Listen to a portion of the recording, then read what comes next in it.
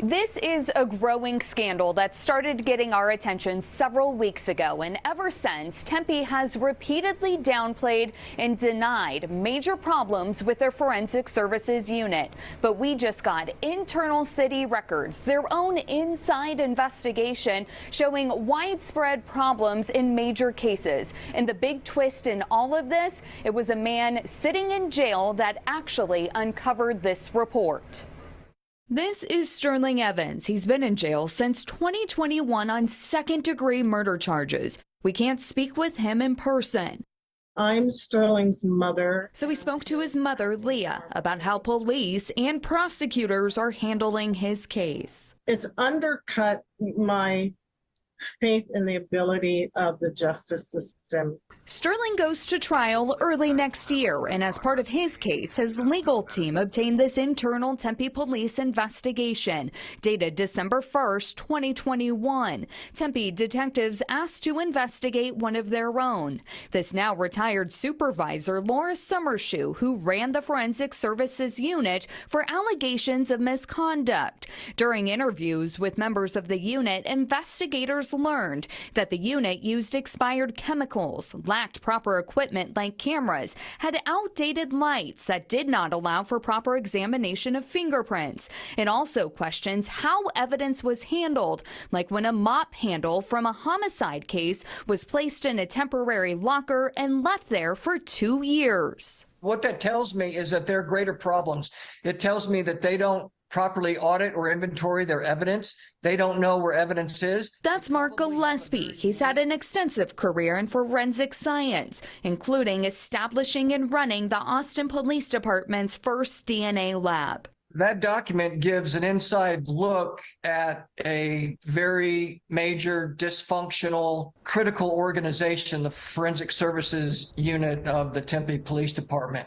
Summershoe was with the department for approximately 26 years, but did not have any background in forensics.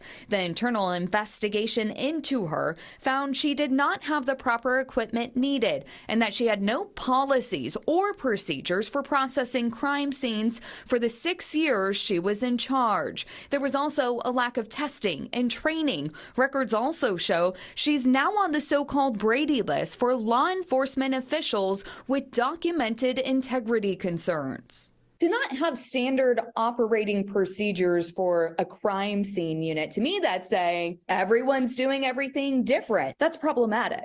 Oh, extremely problematic. And it's unacceptable. That's why in our profession, standardization is critical. We all do things the same way over and over and over, and you can't deviate from that. In the internal affairs investigation, a homicide sergeant raised concerns for no standard, saying that he had concerns for homicide cases when and if a criminal trial were to occur due to lack of knowledge from the forensic services unit and lack of standards. Justice starts at a crime scene. So if you don't have proper methods, proper techniques, if you don't abide by the things that you're trained on, taught to do properly, a person's innocence or guilt is in jeopardy. We found out about issues within Tempe's unit back in September when this memo was sent from Tempe Police to the Maricopa County Attorney's Office. Tempe has told us for months now that this is about the need for upgraded training. This clearly shows that that was not the truth. And the fact that they will not answer questions, should they be? Oh, absolutely. This didn't start September 27th of this year. This started prior to 2015, prior to the time when Laura Summershoe was assigned as the supervisor of the Forensic Services Unit. Tempe is now reviewing cases going back 3 years. They told us in September that a review of cases has found that not a single case has been compromised and that any suggestion that members of the Forensic Services Unit getting additional training will somehow open the door to overturning criminal convictions is simply wrong. Is that enough? Not enough based on these problems. These problems went beyond 3 years. Now back to Sterling Evans. I made a request 50 days ago to receive the original copies of the crime scene. This is a question about if he has a right to a fair trial, as his mother questions how a trial can move forward. What we are talking about is not speculation. This is not wild conjecture.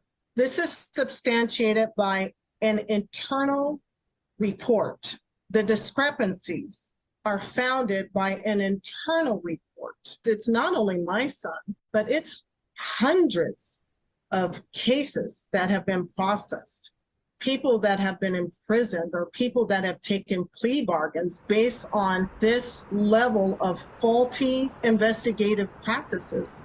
This is not the end to our reporting looking into the case of Sterling Evans and how it was handled. The Maricopa County Attorney's Office told us they have no comment on his case. As for Tempe, we're asking the city manager and chief of police to sit down for an interview. If you want to see a copy of that report for yourself, go to abc15.com/investigators. I'm investigator Nicole Grigg, ABC 15 Arizona.